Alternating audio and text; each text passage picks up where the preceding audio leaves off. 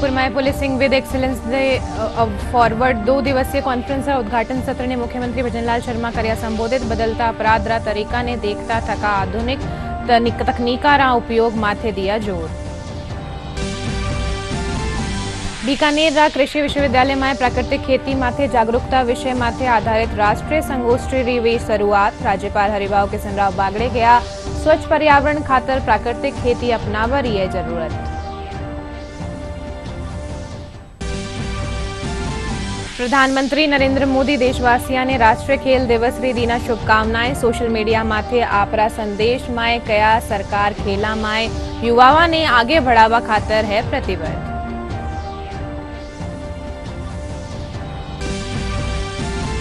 राष्ट्रीय खेल दिवस रे मौका माथे प्रदेश भर में कई कार्यक्रम करया जा रहा आयोजित। हॉकीरा जादूगर मेजर ध्यानचंद री जयंती माथे दी गई श्रद्धांजलि।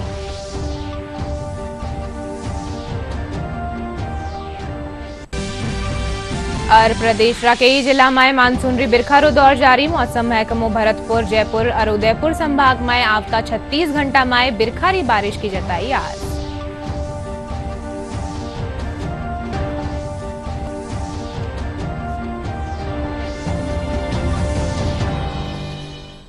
नमस्कार, राजस्थानी बुलेटिन में थारो घणो स्वागत। मैं थारे सागे अरनिशा डाबले और खबरा विगतवार। मुख्यमंत्री भजनलाल शर्मा कहा कि वर्तमान समय में अपराध की स्थिति बदल गई है और इन साथ ही हमारी चुनौतियां भी बढ़ गई है। आ चुनौतियों रो सामनो करवा खातर पुलिस आपरा तरीका में बदलाव करनो चाहे है। इन खातर नवीनतम तकनीका रो उपयोग करियो जानो चाहिए। जयपुर रा आरआईसी में आज सू policing with excellence the way forward 2 दिवसीय कॉन्फ्रेंस की शुरुआत हुई। सम्मेलन रा उद्घाटन सत्र ने संबोधित करता थका मुख्यमंत्री पुलिसिंग ने बेहतर बनावा खातर लक्ष्य तय करवारी जरूरत माथे जोर देना है। इन मौका माथे गृह राज्य मंत्री जवाहर सिंह बेडम कहा कि सरकार रो लक्ष्य प्रदेश ने अपराध मुक्त राजस्थान काणी सू ले जानो है। 2 दिवसीय सम्मेलन में पुलिस महकमा रा अधिकारी और कर्मचारी हिस्सों ले रिया है। मैं आपसे इतना कहना चाहता हूं कि 15 दिसंबर को हमारी सरकार का गठन हुआ था। 16 दिसंबर को हमने 2 घोषणाएं की थी, क्योंकि हमने जनता से भी वायदा किया था। और वो 2 घोषणाएं ये थी कि राजस्थान को अपराध मुक्त करें। राजस्थान में जो अपराधी आते हैं उनको नहीं आने देंगे। हमने एंटी गैंगस्टर फोर्स का गठन किया,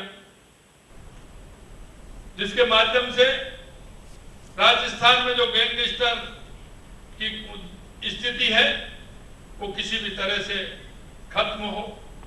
और मैं आपसे कहना चाहता हूं कि एंटी गैंगस्टर फोर्स का गठन इसलिए है कि अपराध होने से पहले हमें उसकी जानकारी हो। हमारा सिस्टम इतना डेवलप हो कि हमें उसकी जानकारी पहले से ही मिले। इसके लिए भी हमें काम करना है। इसी तरह हमने एसआईटी का गठन किया। मैं धन्यवाद देना चाहता हूं। एंटी गैंगस्टर फोर्स और एसआईटी गठन करने के बाद हमारी राजस्थान पुलिस ने ठीक प्रकार से उसके परिणाम देने का काम किया है। इसके लिए मैं आप सभी को बहुत बहुत बधाई और धन्यवाद देना चाहता हूं। मित्रों, जब हम काम करते हैं तो काम करते समय में लक्ष्य तय करना होता है। और जो अगर हमने लक्ष्य तय कर लिया तो लक्ष्य को कोई नहीं गिरा सकता। लेकिन लक्ष्य तय करने से पहले हमें सोचना होगा कि जो लक्ष्य हमने तय किया है इसके लिए हमें क्या क्या परिश्रम करना होगा।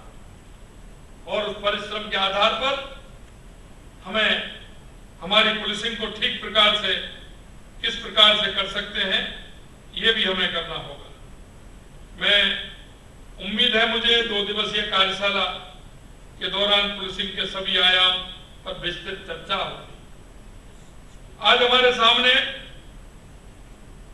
कई तरह की चुनौतियां हैं और उन चुनौतियों के माध्यम से हमें निकलना होगा, क्योंकि विशेष समूह है।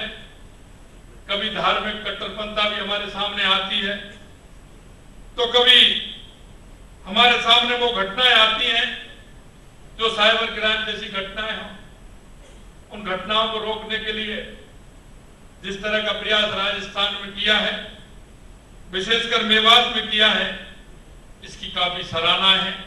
मैं इसके लिए भी आपको धन्यवाद देता हूं। साइबर क्राइम के रूप में हमारे सामने अगर सही मायने में कहें तो एक राक्षस जैसा मुंह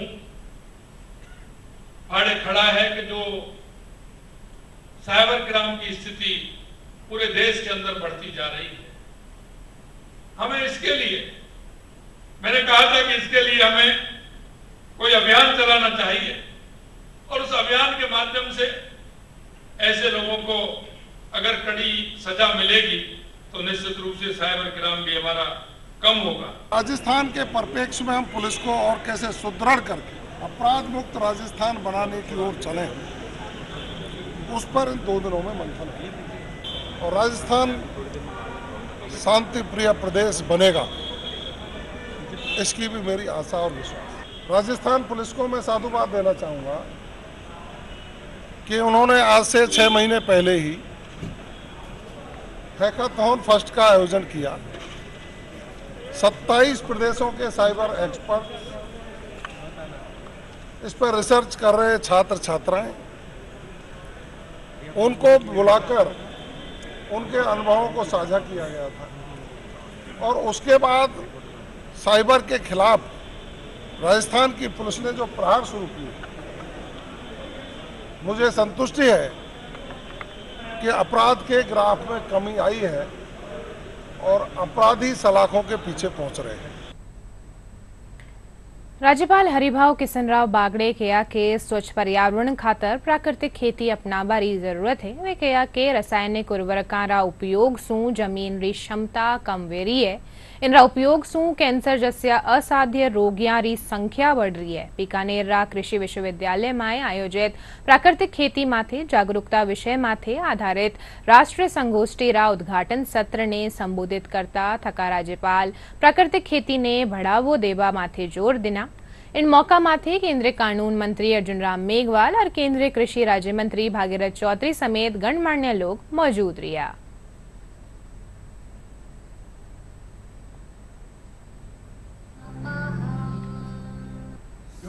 फसल होती है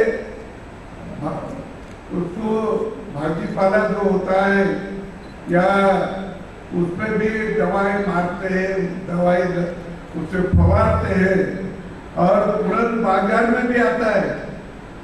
अतः ऐसा ही वो कीटाणुनाशक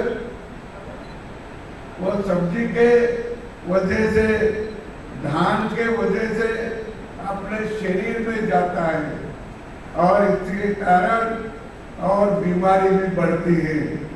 अपन देखे में अभी भी एक न्यूज पढ़ी है, जो न्यूज में बताए, जिसने भी संशोधन किया, मालूमात दी कि उन्होंने कहा कि ये रासायनिक अपने शरीर में जाने के बाद जो यहाँ के भारतीय में 5 आदमी के पीछे 1 आदमी कैंसर वाला होगा।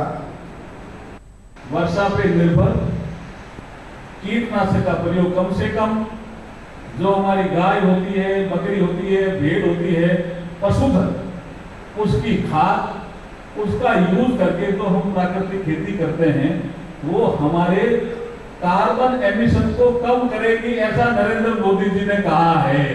इसलिए प्राकृतिक खेती करने का हमें अपनाना चाहिए। अपन करते भी आए हैं, ऐसा नहीं है कि नहीं करते आए हैं, लेकिन बीच में ये रासायनिक कीटनाशक और उसका प्रचलन बढ़ गया तो उसका कोई साइड इफेक्ट भी अपने को देखने को मिल रहा है। इस देश का किसान जो 145 करोड़ की जनता के पेट भरता है, मैं सच कह रहा हूं, वो बड़ा महान है। वैश्विक महामारी आई, कोरोना काल आया, बहुत बड़ा संकट आ गया था, मास्क और सैनिटाइज नीति कुछ नहीं था, परंतु इस देश के अन्नदाता के बलबूते पर आज 80 करोड़ से ज्यादा जनता को फ्री अनाज दिया जा रहा है। प्रधानमंत्री मोदी जी द्वारा वो अन्नदाता के बलबूते पर दिया जा रहा है। प्रधानमंत्री नरेंद्र मोदी देशवासियों ने राष्ट्रीय खेल दिवस री शुभकामनावां दीना है। प्रधानमंत्री सोशल मीडिया प्लेटफॉर्म एक्स माथे अपना संदेश देना के राष्ट्रीय खेल दिवस माथे आज हम सब मेजर ध्यानचंद ने श्रद्धांजलि अर्पित करता हा। महाकारी सरकार खेला ने समर्थन देवा और आ सुनिश्चित करवा खातर प्रतिबद्ध है कि 32 युवा खेल सके और आगे बढ़ सके। इन दौरान पीएम एक वीडियो भी साझा किया है। प्रधानमंत्री नरेंद्र मोदी ने देशवासियों को राष्ट्रीय खेल दिवस की शुभकामनाएं दी हैं। प्रधानमंत्री ने एक्स पर संदेश में लिखा है कि राष्ट्रीय खेल दिवस की शुभकामनाएं। आज हम मेजर ध्यानचंद जी की श्रद्धांजलि अर्पित कर रहे हैं। यह उन सभी लोगों को बधाई देने का अवसर है जो खेलों के प्रति जुनूनी है और जिन्होंने भारत के लिए खेला है। हमारी सरकार खेलों को समर्थन देने और यह सुनिश्चित करने के लिए प्रतिबद्ध है कि अधिक से अधिक युवा खेल सके और आगे बढ़ सके। स्पोर्ट खेल हजारों वर्षों से भारत की सभ्यता और संस्कृति का हिस्सा रहा।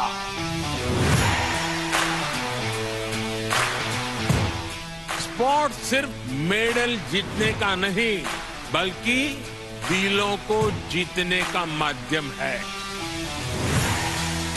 स्पोर्ट सबका है, सबके लिए है।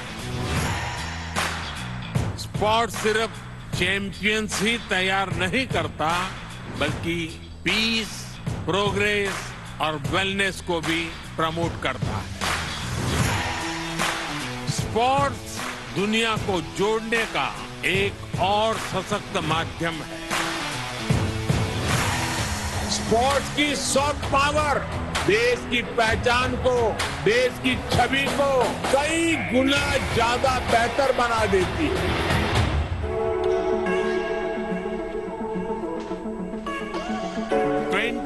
2036 में भारत में ओलंपिक्स का सफल आयोजन हो, इसके लिए भारत अपने प्रयासों में कोई कमी नहीं रखेगा। ये 140 करोड़ भारतीयों का बरसों पुराना सपना है। आज मेजर ध्यानचंद जी की जन्म जयंती और हमारा देश इसे राष्ट्रीय खेल दिवस के रूप में मनाता भी है। और इसलिए आज जब हमें देश के नौजवानों खेल के प्रति जो आकर्षण नजर आ रहा है, ये जो ललक दिख रही है, यही मेजर ध्यानचंद जी को बहुत बड़ी श्रद्धांजलि है।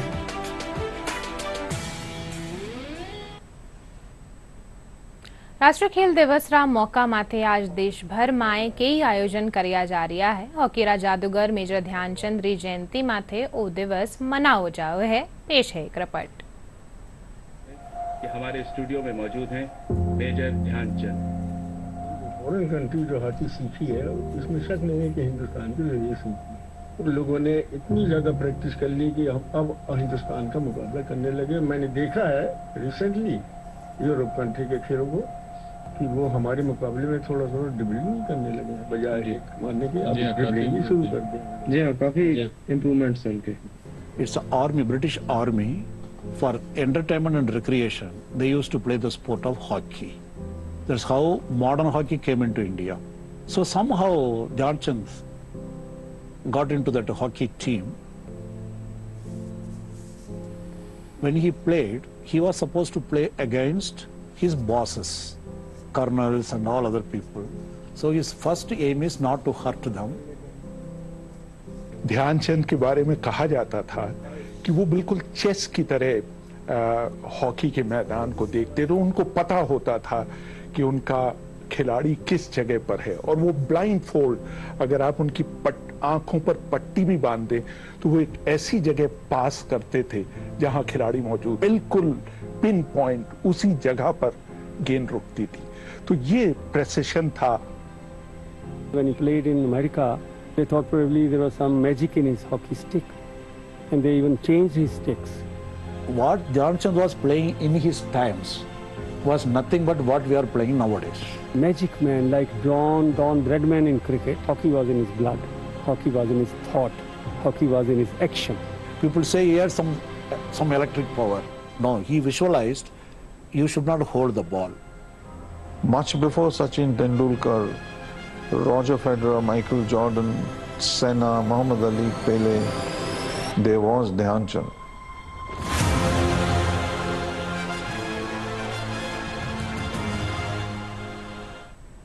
રાષ્ટ્રીય ખેલ દિવસના મોકા માથે પ્રદેશભરમાં કઈ કાર્યક્રમ આયોજિત કર્યા जा રહ્યા है એની કડીમાં જયપુર રાજસ્થાન વિશ્વવિદ્યાલયમાં સ્પોર્ટ્સ બોર્ડ કાણીસું ખેલ મહોત્સવનું આયોજન કર્યો जा રહ્યો है। कार्यक्रमમાં હોકીરા જાદુગર મેજર ध्यानचंद ने वारी जयंती माथे याद कर श्रद्धांजलि दी गई।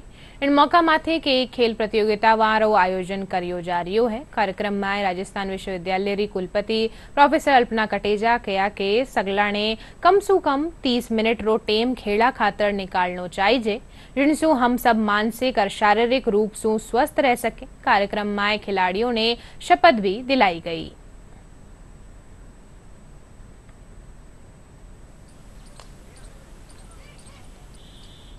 राष्ट्रीय खेल दिवसरा मौका माथे के आयोजन किया जा रहा है। आओ थाने मिलावा गौर रा बाबूलाल कमेडिया सु जो युवावा ने जिम्नास्टिक रा गुड़ सिखा रिया है। वे आसपुरा गांव रा स्कूल में शारीरिक शिक्षक रा पद माथे काम कर रिया है और लाडला 2 दशक सु खेतर में जिम्नास्टिक प्रशिक्षक री भूमिका निभावा थका युवावा ने जिम्नास्टिक खातर प्रति जागरूक कर रिया है। खास बात आ है कि वे प्रशिक्षण खातर किन्हीं भी तरह रो शुल्क नहीं लेवे है। वो रो कहनो है कि वाणा रो लक्ष्य है कि जन्माष्टमिक माए युवा एशियाड और ओलंपिक खेला माए पदक जीतर भारत रो नाम रोशन करे। मैं एक राष्ट्रीय स्तर का खिलाड़ी हूँ। हमारे सर बाबूलाल जी कमेडिया जो कि आसपुरा सेंटर राजकीय उच्च माध्यमिक विद्यालय आसपुरा में कोचिंग देते हैं, वहाँ पे इन्होंने खुद ने अपने पैसों से जिम्नास्टिक सेंटर स्टार्ट किया। जहाँ पे हम गांव में खेलते कूदते थे तब देखा था कि बाबूलाल सर वहाँ पे जिम्नास्टिक कराते थे।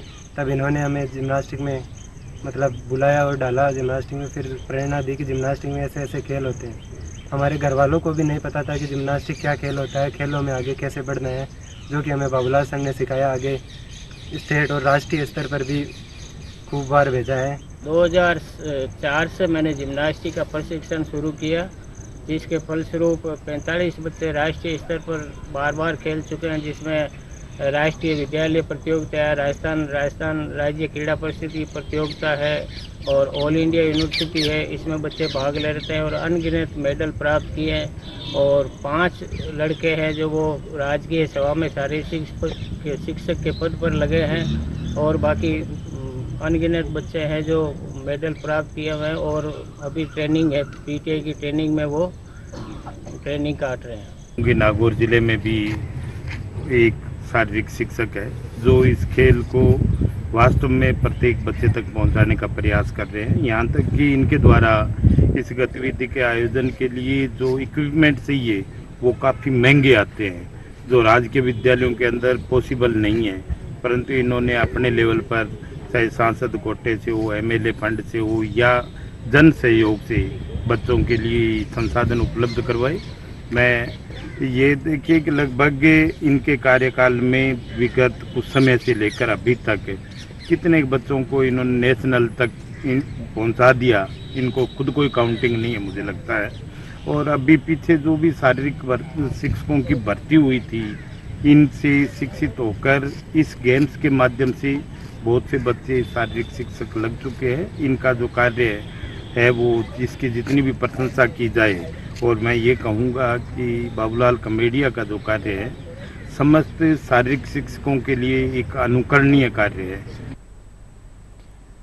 चूरू में आयोजित खेल सप्ताह रे तीरंदाजी प्रतियोगिता रो आयोजन करियो गयो। जिला स्टेडियम में आयोजित प्रतियोगिता में 30 सु बत्ता प्रतिभागियां भाग लेना, जिनमें रतनगढ़, सरदार शहर और राजगढ़ सु आया प्रतिभागी अपना हुनर रो प्रदर्शन करया। यह प्रतियोगिता 3 कैटेगरी में खेली गई है। प्रतियोगिता में हिस्सों लेबा आया खिलाड़ी कया के इन भारत रा आयोजना सु गांव वाला युवावा ने आपरी प्रतिभा दिखाबरो मौको मिले है।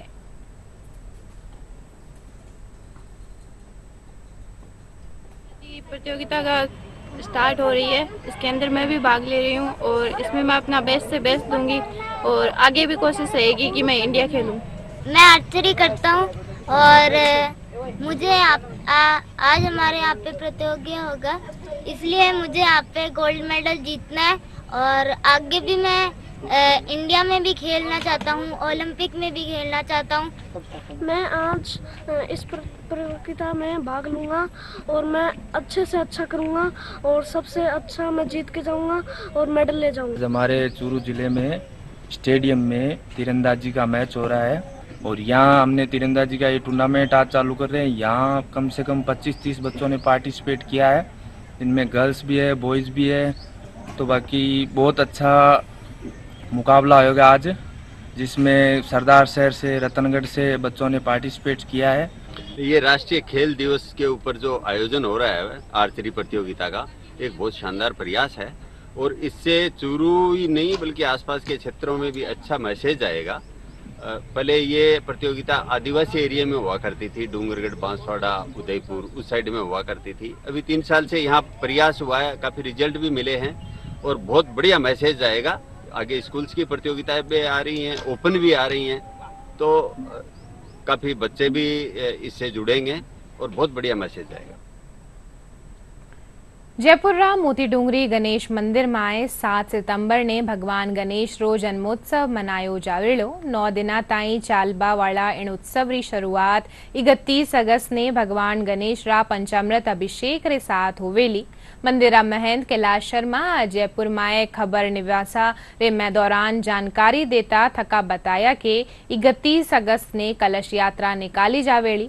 इनके साथ ही कार्यक्रम की शुरुआत होवेली। वटे ही 6 सितंबर ने सिंजारा और मेहंदी पूजन रो आयोजन करियो जावेलो। महाराज का जन्मोत्सव 7 सितंबर शनिवार को मनाया जाएगा। श्री गणेश चौथ जयपुर में इसको डंका चौथ भी करें। 31 अगस्त मुख्य पंचामृत अभिषेक से प्रारंभ होगा। 500 महिलाओं द्वारा कलश यात्रा से गंगा जल लाया जाएगा। पहले उससे अभिषेक होगा। आज ही भगवान के सिंदूर का चोला जो हर पुष्य नक्षत्र को चढ़ता है वो चढ़ाया जाएगा। 4 सितंबर को मोदक झांकी होगी।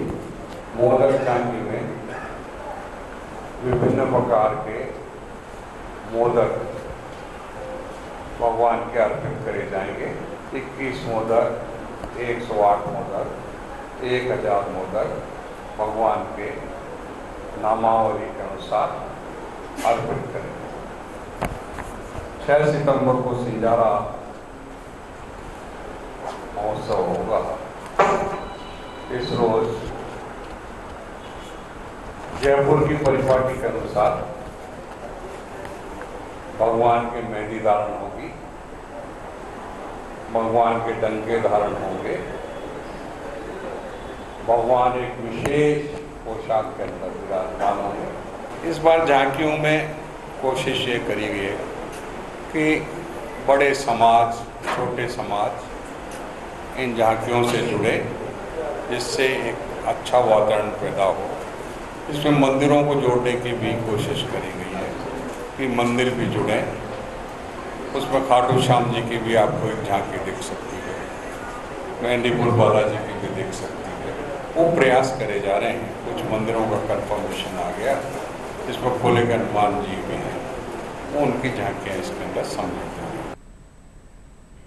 प्रधानमंत्री नरेंद्र मोदी री अध्यक्षता में वहीं केंद्रीय कैबिनेट री बैठक में national industrial corridor development programme रे तहत 12 नुवा प्रोजेक्टा ने मंजूरी दी गई, जिनमें जोधपुर पाली इंडस्ट्रियल एरिया भी शामिल है। इन प्रोजेक्ट ने 922 करोड़ रुपया री लागत सु तैयार करियो जावेलो, जिनसु करीब 40,000 लोगों ने रोजगार मिल सकेलो।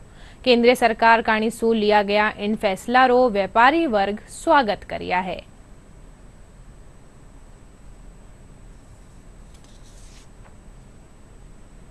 कल भारत सरकार ने पूरे देश में 12 ऐसी योजनाएं जिससे भविष्य में देश का कायाकल्प होने वाला है उसकी घोषणा की। उससे एक योजना पाली जोधपुर को मिली है, नेशनल इंडस्ट्रियल सिटी प्रोजेक्ट। ये बहुत ही अच्छी योजना है। मैं समझता हूँ कि ये जो विकसित भारत की जो कल्पना कर रहे हैं उसको मूर्त रूप देने का और एक पहला कदम है। लघु उद्योग भारती परिवार इसके लिए माननीय प्रधानमंत्री जी का धन्यवाद ज्ञापित करती है। जैसा कि पिछले 20 साल से जोधपुर में यह मांग की जा रही थी कि नया औद्योगिक क्षेत्र डेवलप किया जाए, और वास्तव में इस घोषणा से लगता है कि इस मांग की भी पूर्ति होगी। और सबसे बड़ा, इस योजना का जो स्थान का चयन किया गया है वो दिल्ली मुंबई फ्रेट कॉरिडोर के बीच का जो मार्ग है, तो उसका भी लाभ इस पूरी योजना को मिलेगा। और आज के समय में देश की जो सबसे बड़ी समस्या है एम्प्लॉयमेंट जनरेट करने की, तो मुझे लगता है कि एमएसएमई सेक्टर इस योजना के माध्यम से बढ़ेगा और एम्प्लॉयमेंट को भी बहुत बड़ा बढ़ावा मिलेगा। राजस्थान का द्वितीय सबसे बड़ा शहर है जोधपुर, और इसकी अपेक्षा भी थी कि अगर राजस्थान में आता है तो जोधपुर में आए।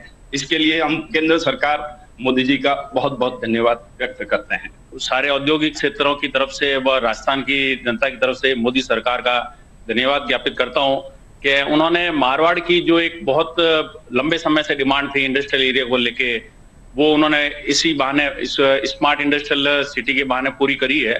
2047 में भारत का स्वरूप कैसे हो, उसको पूर्ण करने में ये जो कार्यक्रम लिया है हाथ में, और जो 12 इंडस्ट्रियल सिटीज बनेगी उसमें बहुत मददगार होगा। इन सब के होने के कारण रोजगार बहुत होगा, निवेश बहुत आएगा। भारत एक अपने आप में अपने को पूरी दुनिया में एक बहुत बड़े इंडस्ट्रियल हब के रूप में एस्टेब्लिश कर पाएगा।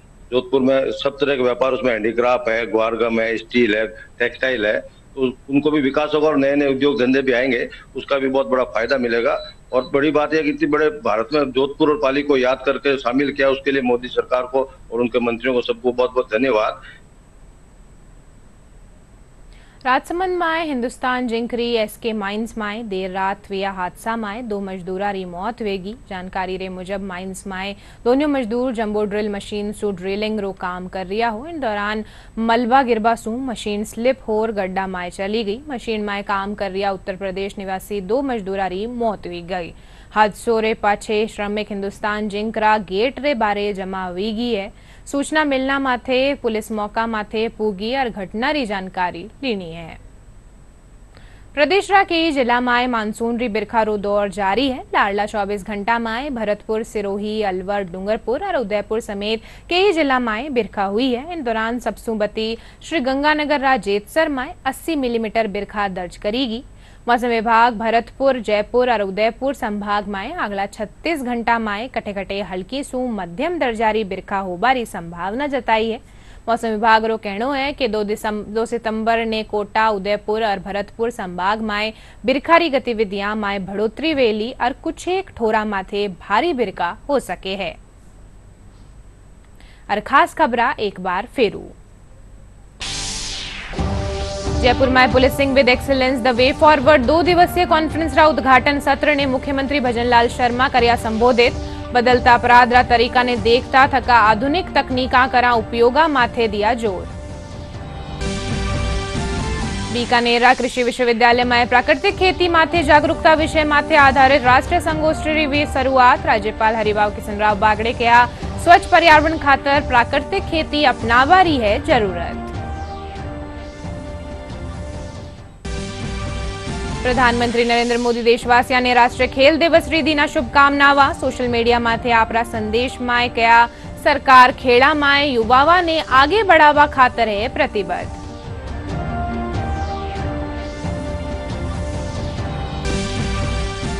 राष्ट्रीय खेल दिवस रे मौका माथे प्रदेश भर माए कई कार्यक्रम करिया जा रहा है आयोजित। हॉकी रा जादूगर मेजर ध्यानचंद री जयंती माथे दी गई श्रद्धांजलि।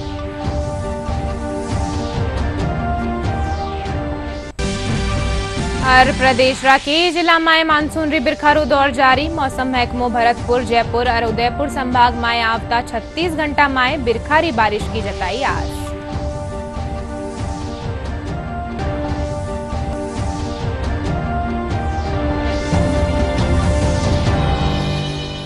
राजस्थानी बुलेटिन में अत्रो ही थे। देखते रहियो डीडी राजस्थान। नमस्कार।